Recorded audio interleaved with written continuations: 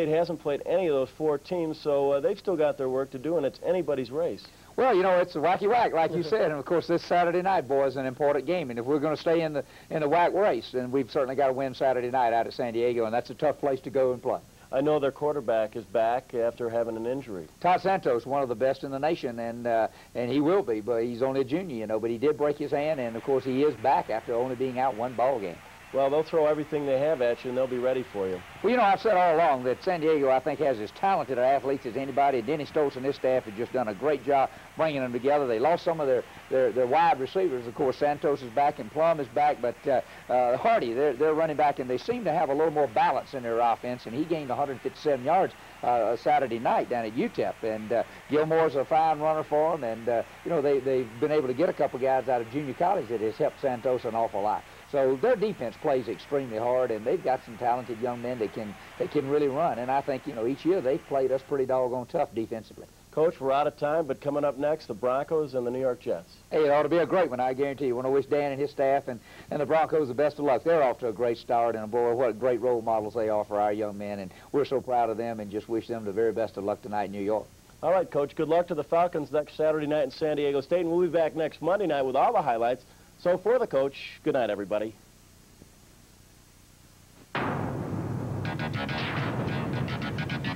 Air Force.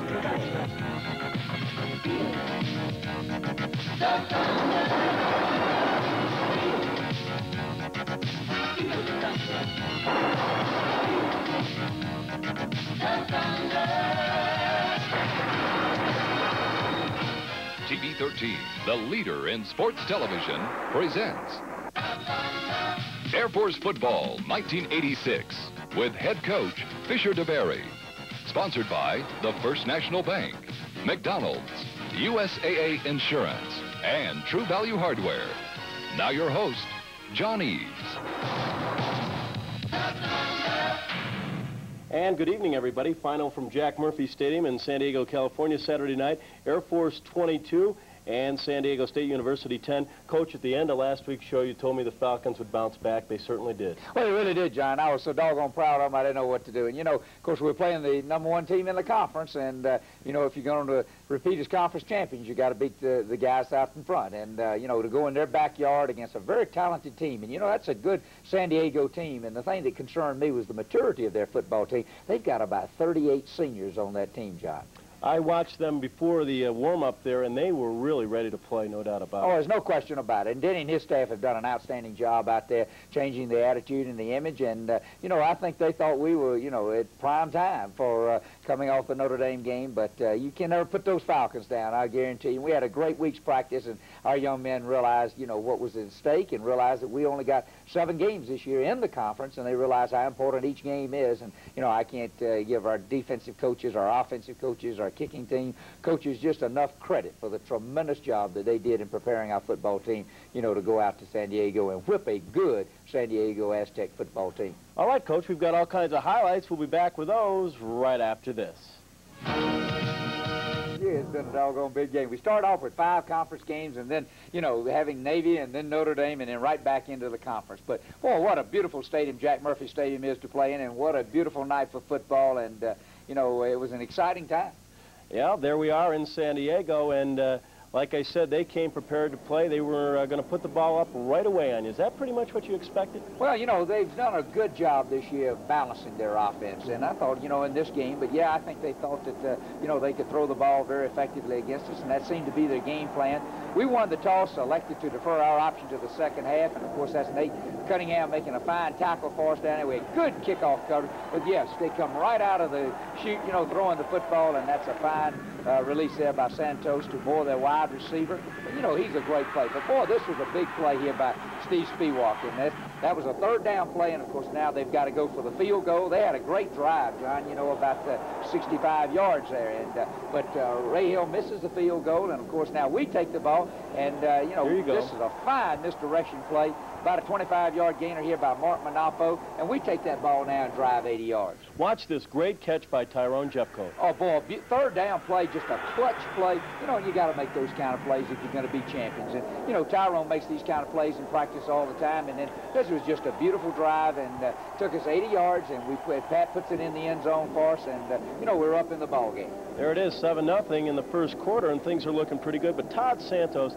a real talented quarterback. Well, the thing about it is, you know, when they throw the ball as well as they do, and when they've got receivers out of the backfield like Gilmore and Hardy, you never can rest. This is a fine run here by Gilmore, and a great individual play by Chad right there, and that stops their drive. And we get the ball, and we're moving the football, and doggone it, that's just a great effort by Albert Booker right there, and Albert loses the handle on the ball, and we give them some new life there at midfield. Well, Hardy is another one of those typical whack scat backs, real quick. Watch his burst of speed here. Oh, he gained 1,150 yards last year, and of course he's such a dangerous young man catching that football out of the backfield. But our defense, you know, they let him move the football a little bit, but then they got a little bit stiff when they got down toward the end zone there, and there Ray Hill is putting in, and that was a real questionable. Yeah, I was standing down there. I wasn't quite sure it was good, but here we go, and another turnover. Well, you know, we take the ball, and again, we know what they're doing. Jimmy's doing the right thing of getting us into the right play, and thought he did an excellent job on that. But Mark, again, just loses concentration on the ball right there, and we give him the ball in very, very good field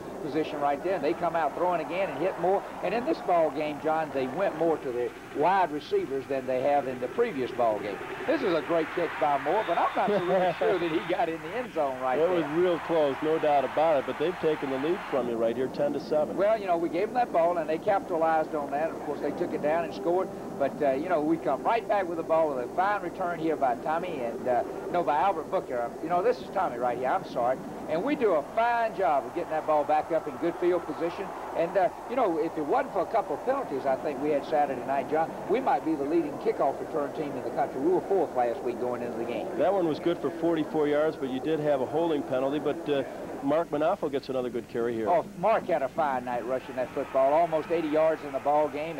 And you know, we went into the game, John, thinking that we had to keep San Diego's offense on the bench, and that was our whole game plan. Thought Jimmy had his best game. Jimmy did a great job once we realized the defensive schemes they were using of getting us into the right play, but he ran more assertive Saturday night than he has at any time yet, with a lot more confidence. And, of course, now getting the ball down there in good field position, Chris puts us back up. And, John, I can't say enough about the job Chris Blasey is doing and that Mike did earlier in the season. We've only missed 2 field goals this year. Big defensive play there again by Chad Henning, sacking him for a loss of 11. You got the ball back, and Jimmy keeps it going. Jimmy keeps it going, and look at the people missed him. That's a pretty good hit right there. But Jimmy was able to take some good hits in the ball game. Again, you know, taking the ball now, you know, untouched into the end zone, and he took that ball, read it extremely well, and boy, Mark Manafo did a great job blocking their linebacker right there. And then, of course, Jeffcoat came in and really did a good job of sealing off the free safety and enabled Jimmy to score. Jimmy to get in there. Well, here goes Santos. A nice play by Mike Tolliver. Boy, what a great night Michael had. And he made 3 plays in the ball game exactly like that and saved us from big, big plays. And Michael is playing a lot more confident now and just doing a real good job. And this is the last play of the first half. And to be honest, that young man was trying to advance the ball, and the officials realized this. And, of course, the penalty, you know, was called on the play. All right, it's halftime. You're up 17-10. I thought you must have made some adjustments, especially on defense, because your rush really improved in the second half. Well, it really did. But, you know, John, I really felt like that our conditioning really, you know, it sort of really played a dominant role in the game. And I told the young men that at the first of the week, that I felt like we would certainly be a better conditioned football team coming down out of the mountains and going down to sea level to play. We were, you know, felt like we could play all night long, and I thought that was the most evident thing. But, you know, we changed a few little things, put some twist in there. Certainly our defensive front did a great job all night long putting pressure on Santos, particularly the second half. All right, they kick off to you, and you've been telling me you're going to break one yet this year, and you almost do again here, Coach. Oh, we get the ball back up in a great field position, and right there, David Lackey lost him and then tried to pick up the block again and slid down, and the official just caught the tail end of the play right there. And, of course, now we're back in our own backyard, and this is a fine play on Eston's part, and of course he's a preseason all-conference player, and our players told us after the game what a strong young man he was.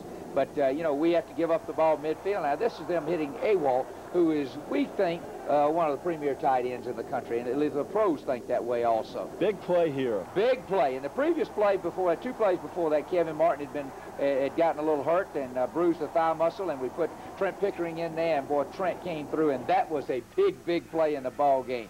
And, of course, got us down in real good field position. Jimmy's keeping the ball now. We've got to carry that ball with a little more protection right there. But certainly he did a great job keeping the ball. But we were just a little disappointed here that we didn't get the ball in the end zone. But certainly Chris comes through again with another 3-pointer for us. 20-10 in favor of the Air Force, but with a guy like Santos, they're never out of the ball game. They're never out of the ball game, and of course, evident right here again, going to Blanchard, the wide receiver. Michael comes up and makes a big play. But you notice they always come up with 1 yard just on the other side of that stick.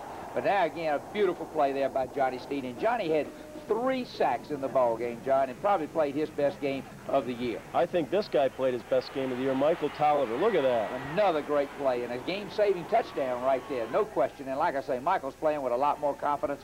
And look at the pressure right here now. And again, this was a fine play with him. Johnny, it was a 30-31 situation, but yet they ran an outstanding play, a running screen play out there, and, you know, they're a very capable football team. Great pressure there by Ty Hankermer and by